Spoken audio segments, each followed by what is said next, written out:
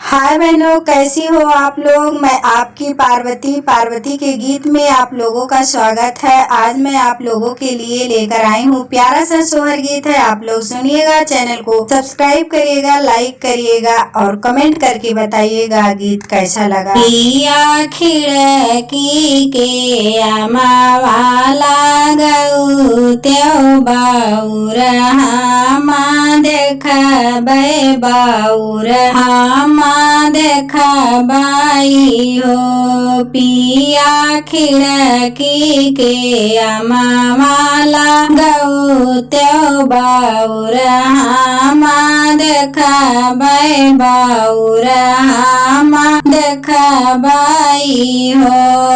तनी बचने सुने पियावा तो प्रधनिया से बोलता धनिया से बोलाई हो। धना तू तो बाटियू जनम बाझिनिया बाउर कैसे देखबियू बाउर कैसे देखबियू हो। धाना तू तो बाटियू जनम बाझिनिया बाउर कैसे देखबियू बाउर कैसे देखबियू।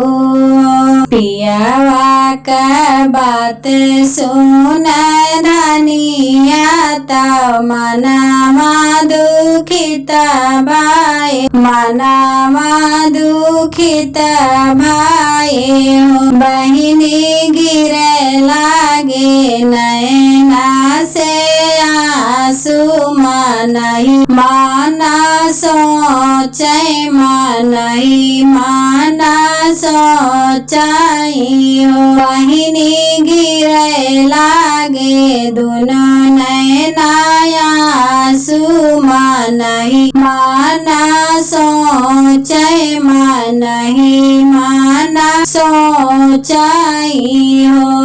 घरवा से निकारी है धनिया नैहरवा में पहुँचे नैहरवा में पहुँचाई हो। माई खोली देती चंदर के बड़िया भीतर होई जाइत भीतर होई जाइत हो। माई खोली देती चंदन के बड़िया भीतर होई जाइत हो। दवड़ी के खोले माई के बड़िया तो बेटी काई देखता बेटी काई देखाई हो। बेटी कमाना संकट तोहरे जियारा तो भोरे भोरे आयु तो भोरे भोरे न आयु। बेटी कमाना संकट तोहरे जियारा तो भोरे भोरे आयु तो भोरे भोरे आयु। काऊ काही मोरी मैया कहत नाही बानै कहत नाही बानै हो।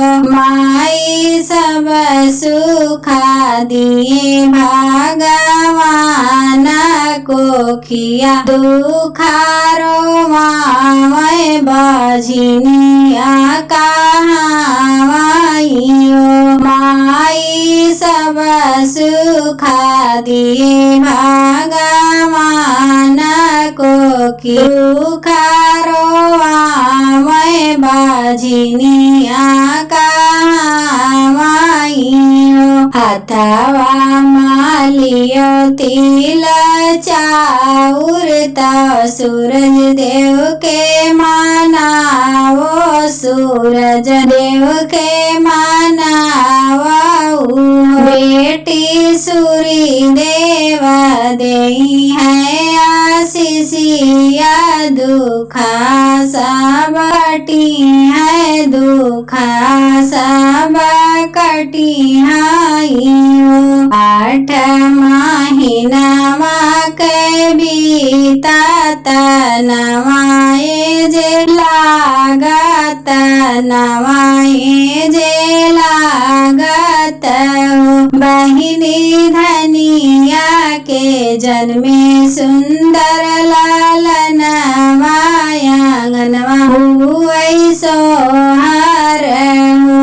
तुम्ही मोरे गावा कैनउआ, तुही न मोरे भैया, तुही न मोरे भैया।